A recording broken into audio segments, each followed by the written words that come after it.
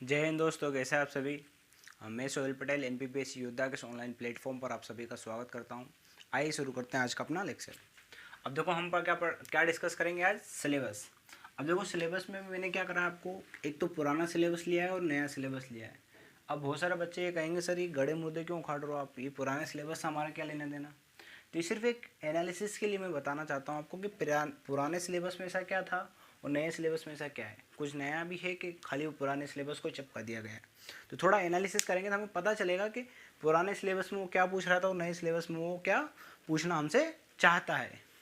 ये जो पुराना सिलेबस है ये कब से लागू हुआ था, 2020 से। कोविड के टाइम से आया था। 2020 से क्या था ये प्रभावशील।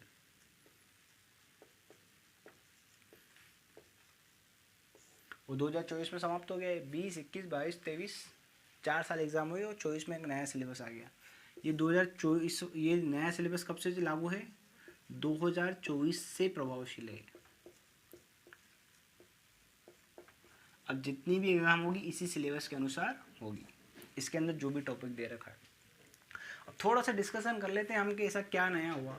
तो एक तो जो यूनिट थी वो चेंज हो गई। ये पहले तीसरे यूनिट में था, ये 5th यूनिट में चला गया है, मध्य प्रदेश का भूगोल।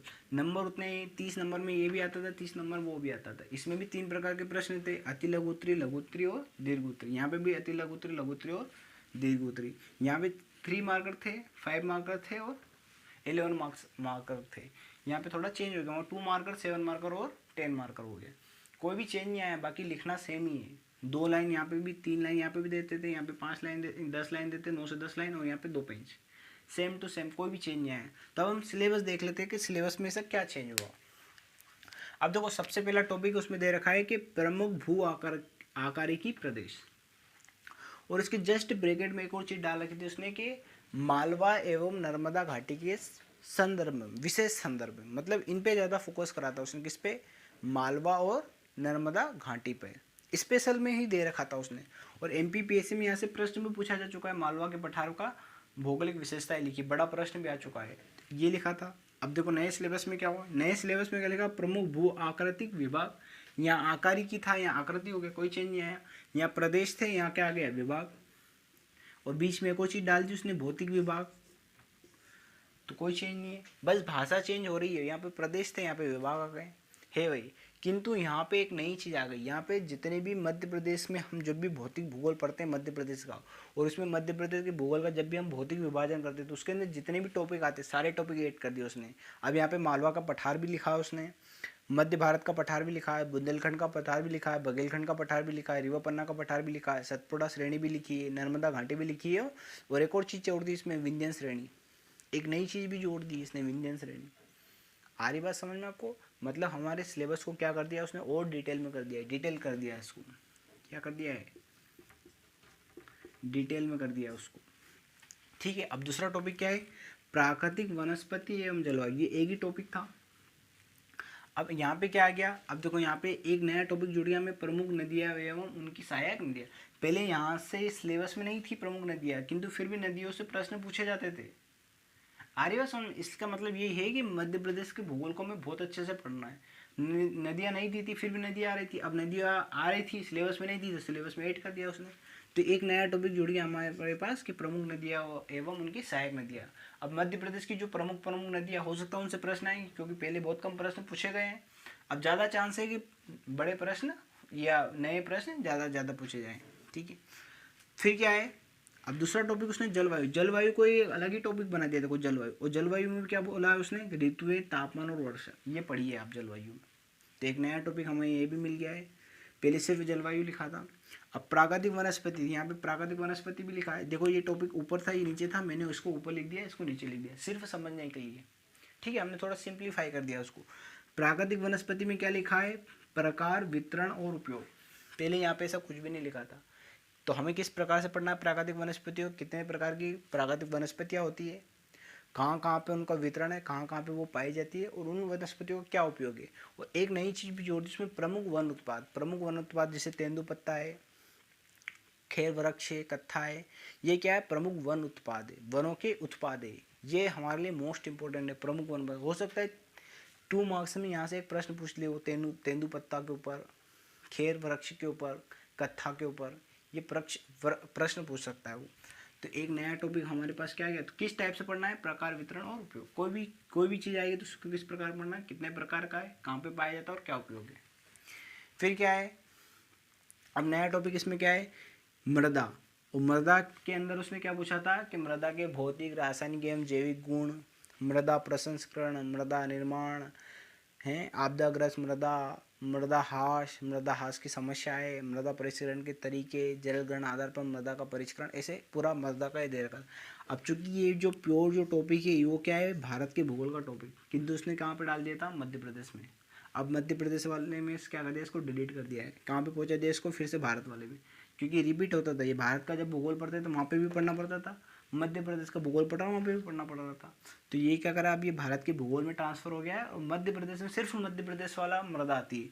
तो क्या आती है, मध्य प्रदेश की मिट्टी, कि मध्य प्रदेश में कितने प्रकार की मिट्टी पाई जाती है। अब देखो मिट्टी में क्या लिखा है, मिट्टी के प्रकार और वितरण, कितना सिंपल सा दे रखा उसने। इसी चीज़ को उसने सिंप्लीफाई कर दिया। पहले भारत के भूगोल का हिस्सा था तो मध्य प्रदेश में डाल दिया था। ये मध्य प्रदेश में जब भी पेपर बनता है, सिलेबस बनता है, सब गंजेड़ी आदमी बनाते हैं, पता नहीं क्या करते हैं, कुछ भी करते हैं। जब 2020 का आप सिलेबस देखोगे ना, उसमें रिपीटेशन इतना मिलेगा आपको कि भारत की जनसंख्या, मध्य प्रदेश की जनसंख्या, जनजाति, इनको 3-3 4-4 थे। भारत के भूगोल में भी डाल रखा था, मध्य प्रदेश के भूगोल में भी डाल रखा था, समाजशास्त्र के अंदर भी डाल रखा था और हेल्थ वाले में भी डाल रखा था। इतनी सारी जगह इन्होंने जनसंख्या को भी डाल रखा था। बताओ, अब इसको थोड़ा और अच्छा कर दिया गया है, परिष्करण की तरफ जा रहे हैं। देखो मध्य प्रदेश भी धीरे धीरे सुधर रहा है, सुधर तो रहा है पर धीरे धीरे सुधर रहा है। ठीक है, मृदा वाला समझ में आ गया आपको, मृदा में सिर्फ मध्य प्रदेश की मृदा में पढ़ना है। फिर नया टॉपिक क्या था, देखो खनिज एवं ऊर्जा संसाधन, और इसके अंदर ही लिखा था देखो प्रकार, वितरण और उपयोग। खनिज है, मध्य प्रदेश में कुछ प्रकार के कुछ महत्वपूर्ण खनिज होंगे, जैसे तांबा, मैंगनीज, तो इनके हमें क्या पढ़ना है, प्रमुख खनिजों के प्रकार पढ़ना है। फिर कहाँ पे पाए जाते हैं ये पढ़ना है, और क्या उपयोग है, जैसे तांबे का क्या उपयोग है, मैंगनीज का क्या उपयोग है, ये पढ़ना है।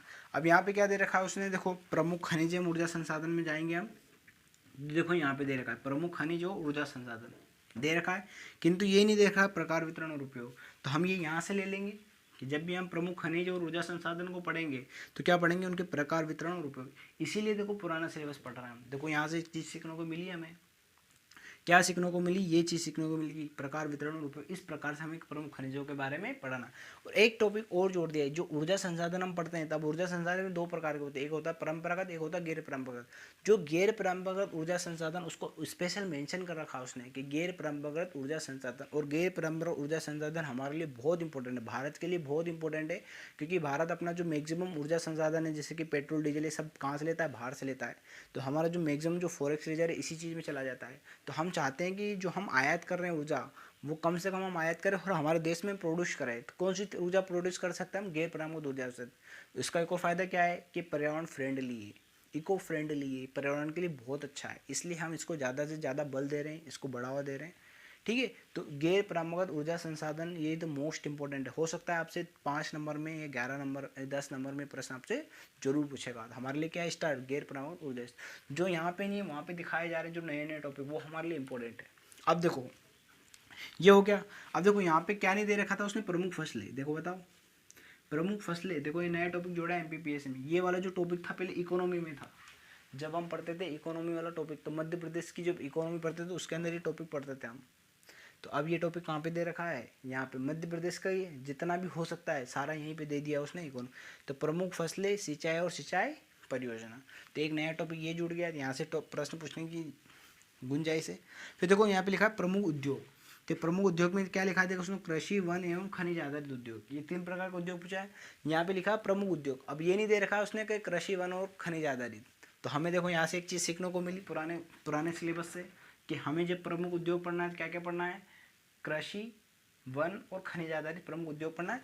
और एक नई चीज़ और जोड़ी उसने, लघु एवं कुटीर उद्योग। इसमें एक चीज़ हम और जोड़ देंगे, खाद्य प्रसंस्करण, क्योंकि ये बहुत इंपॉर्टेंट है। ये भारत के भूगोल में भी है पर हम मध्य प्रदेश में भी पढ़ेंगे, खाद्य प्रसंस्करण जो भी है, और प्रमुख फूड पार्क जो मध्य प्रदेश में वो भी पढ़ेंगे। तो देखो एक नई चीज़ सीखने को मिली यहाँ से हमें, ये पढ़ना है।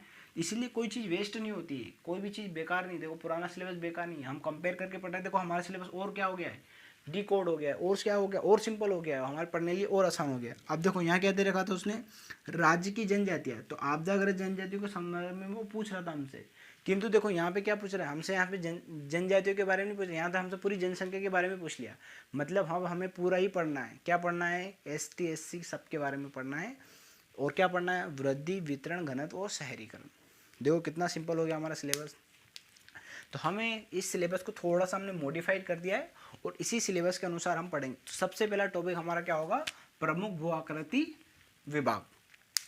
इसको हम टॉपिक पढ़ेंगे, टॉपिक वाइज एक एक छोटे छोटे वीडियो बनाएंगे ताकि आपको भी पढ़ने में आसान हो, समझने में आसान हो और हम बहुत डिटेल में उसमें चर्चा करें ताकि किसी भी प्रकार का प्रश्न वहाँ से पूछा जाए। 2 मार्क्स में पूछे वो, 7 मार्क्स में पूछे वो, 10 मार्क्स, किसी भी प्रकार का प्रश्न पूछे, कैसा भी प्रश्न पूछे, हम मैक्सिमम से मैक्सिमम नंबर वहाँ पे लेके आएंगे। तो आज के लिए इतना ही दोस्तों, धन्यवाद। और आपको यदि मेरी वीडियो पसंद आती है तो आप लाइक, शेयर एंड सब्सक्राइब जरूर कीजिए।